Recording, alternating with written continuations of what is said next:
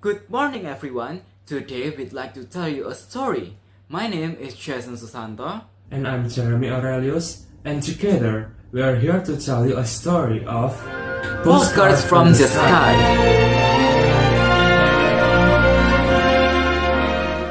In the misty mountains stood Aldemir, an old village resting between the clouds and the sea.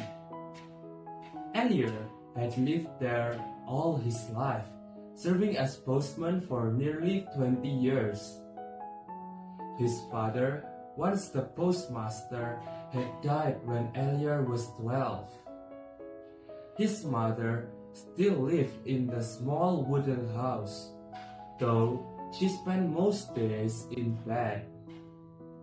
Lately, hardly any letters drifted into Aldemir.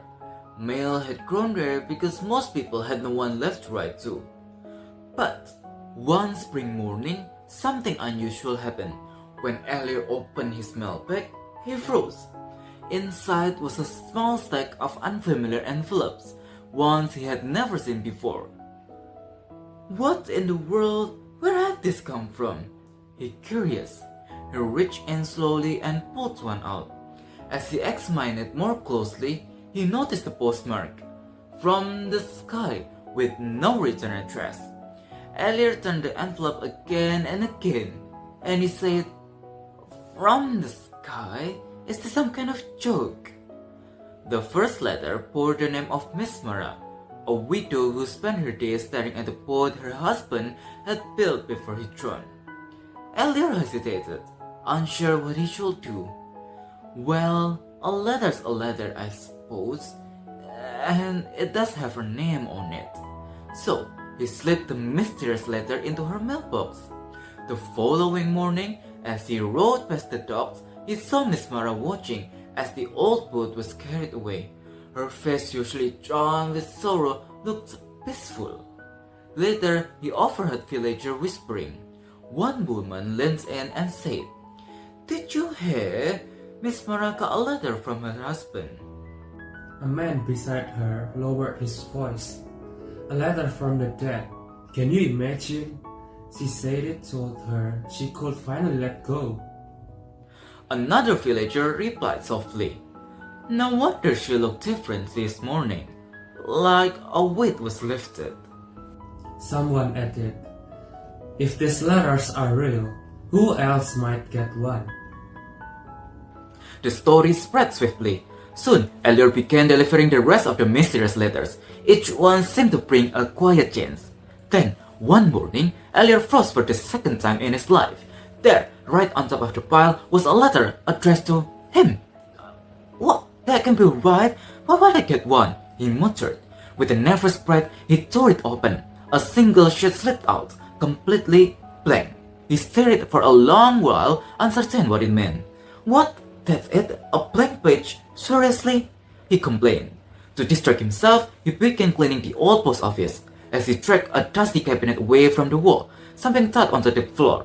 A wooden box. Its lids were carved with faded letters, "To Heaven."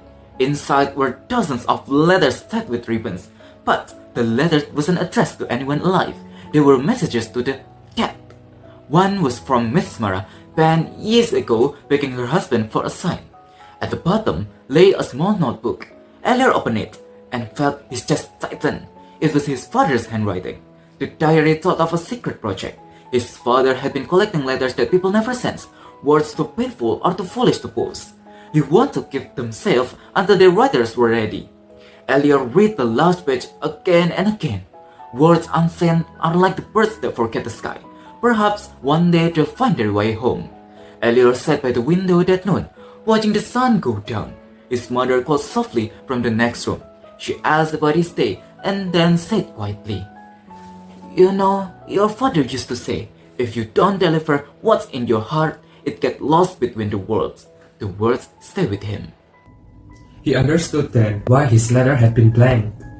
He had never written anything from his heart. There was someone once, Clara. She had left the village 15 years ago during a storm. He had loved her, but he never said it. He had written her a letter once, full of things he couldn't say aloud, but he never sent it. When she never returned, he told himself to forget. He searched through his bedroom, an envelope with Clara's name, yellowed by time. He read the words trembling. "I should send this to you," he mumbled. "Maybe it's not too late." That evening, he rode his bicycle towards the old postbox near the river, the place Clara had last been seen. He placed the letter inside. The next day, Elior climbed to the top of the mountain. He sat among the wild grass for a long time. Nothing happened. He closed his eyes and let the breeze brush his face.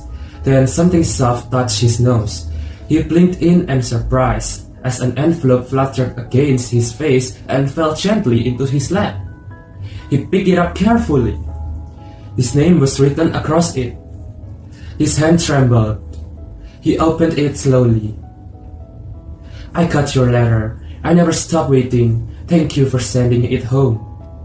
The world blurred. Elior pressed the paper to his chest, as if it could steady his heartbeat. He whispered to the sky, "Thank you." He understood that words left unspoken can trap the heart between words. He shared. They set both the living and the dead free. And that's the story of how one letter can change a life. Thank you for listening to Postcards from the Sky. Bye bye.